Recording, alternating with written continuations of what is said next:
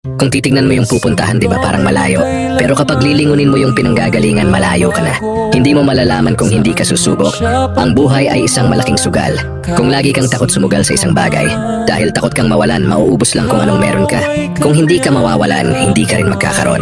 Kung ano man ang mga desisyon mo ngayon, yun ang magiging buhay mo bukas. Lakasan mo lang yung loob mo dahil ang mundong to, aapakan lang ang mga mahihina.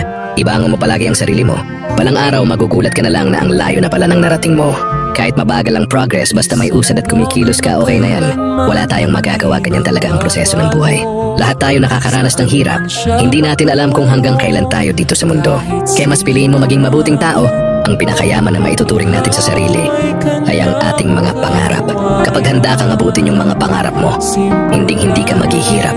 Kung lagi kang may pinagdaanan sa buhay or pagsubok, pruweba lang yan na isa kang magiting na sundalo. Sa mga pagsubok diyan ka aangat, yan ka babaguhin.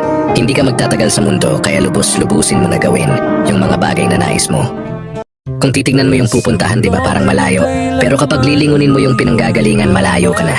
Hindi mo malalaman kung hindi ka susubok. Ang buhay ay isang malaking sugal.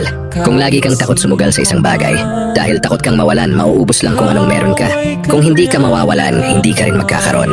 Kung ano man ang mga desisyon mo ngayon, yun ang magiging buhay mo bukas. Lakasan mo lang yung loob mo dahil ang mundong to, aapakan lang ang mga mahihina. Ibangon mo palagi ang sarili mo. Balang araw magugulat ka na lang na ang layo na pala ng narating mo. Kahit mabagal ang progress, basta may usad at kumikilos ka, okay na yan. Wala tayong magagawa, ganyan talaga ang proseso ng buhay. Lahat tayo nakakaranas ng hirap. Hindi natin alam kung hanggang kailan tayo dito sa mundo. Kaya mas piliin mo maging mabuting tao. Ang pinakayaman na maituturing natin sa sarili ay ang ating mga pangarap.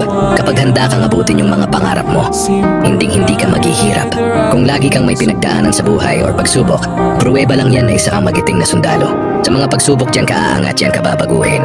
Hindi ka magtatagal sa mundo, kaya lubos-lubusin mo na gawin yung mga bagay na nais mo.